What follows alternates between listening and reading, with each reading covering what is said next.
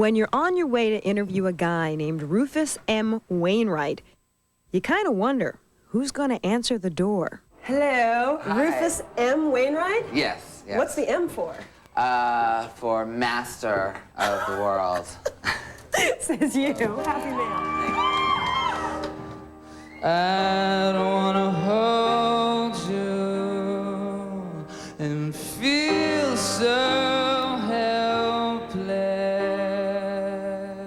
25-year-old Rufus Wainwright looks more like a rock star than the crooner he is.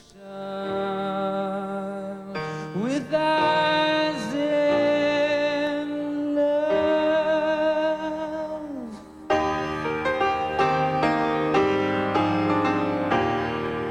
I want to follow in that old school thing of, you know, Noel Coward or Cole Porter or Hoagie Carmichael's a great example of, you know, where it wasn't only about the recordings of the music, but it's also about the whole person and the whole me as a performer.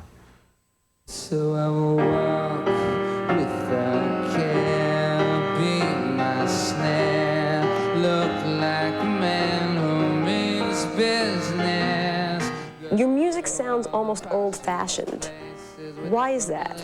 Because I don't think that music ever changes, personally. I think that there's music that was written, you know, in the Renaissance, which is way hipper than what was written now, and a lot, or at least musically, and that really nothing new is being done ever in anything. It's just all about repetition.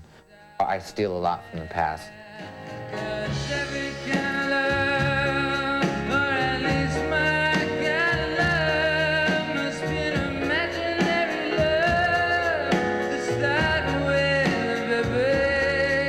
His self-titled debut album sent music critics scrambling for the thesaurus.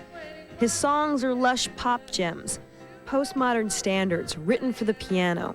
Why did you choose this instrument? Everybody your age plays guitars. I don't know what happened. It's a bit of a curse, but I love it. I think it's very indicative of my personality. You know, it's something that you can't carry around with you, and that requires a lot of uptake and upkeep, and that's, you know, too big for the room, too loud. Little high maintenance. Little high maintenance. Beautiful looking, though. Sounds great. Sounds great. I never had it. 1998 was a good year for Wainwright. He landed on numerous best-of lists, including the Los Angeles Times. Rolling Stone magazine just named him Best New Artist of the Year, and there's talk of a Grammy nomination. It's quite a lot of pop praise for a young man whose main influence has been opera.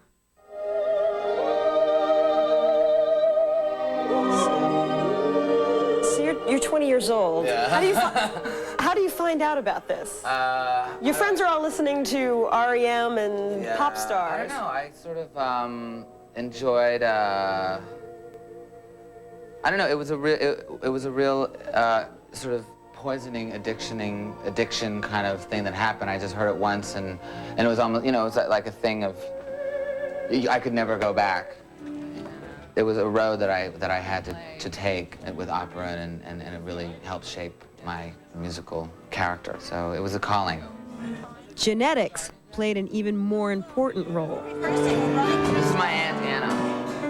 Rufus is the son of beloved Canadian folk singer Kate McGarrigle and American troubadour Loudon Wainwright III. That's my shirt. That is? Yeah. Where's the name Rufus from? We have arguments with this. We didn't want to call him Loudon the Fourth.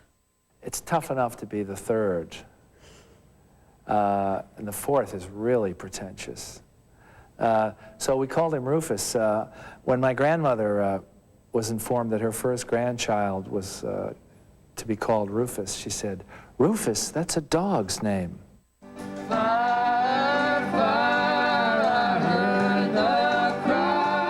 When did you realize that Rufus was paying attention to music when he was little? He was very small, but he was in the back seat of the car, and I was kind of singing to him, and I started to sing Old MacDonald Had a Farm. I go, Old MacDonald had a farm. I heard, yeah, yeah, yeah. And I thought, Old MacDonald had a farm, and yeah. I thought, oh, you know, he was able to actually like distinguish. He was able to actually sing before he could speak.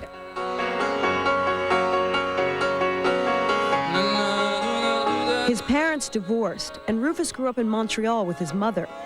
She sat him down at the piano at an early age. And the piano is a real instrument which you can get lost at. I mean, just the nature of the way you play it. I mean, if you're like sitting here like, you know, you're facing the piano, it's very enveloping. Yeah. There's just some relationship between me and that instrument, which is my private time and which is my release. He started out with a regular stint at a Montreal coffee shop. I need more of me in my monitor, more of this voice. And ended up with a record deal with the prestigious DreamWorks label.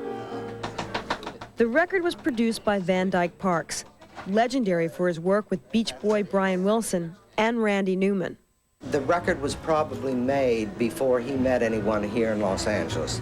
He had ideated it, probably on a walk, a romp through a park or something. I think that his songs show that. They're intensely personal. He's kind of, as they say in Rome, a sui generis type of guy. He's of his own design, and that's what it takes to distinguish a person, I think, as an individual in the songwriting business.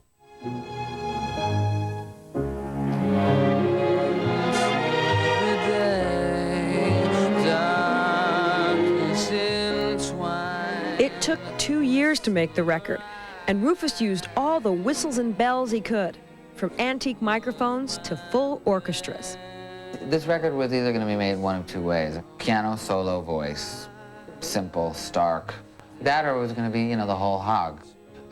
You went for the kitchen sink? I went for the kitchen sink, the gold kitchen sink, you know, from the Liberace Museum. I've played the record for people, and they say, I've never heard anything like that. Although you can say, oh yeah, there's Stephen Foster, and there's Cole Porter. Here comes the jackpot question in advance. Yes, Rufus Wainwright is the current it boy, from magazine covers to his own Gap commercial.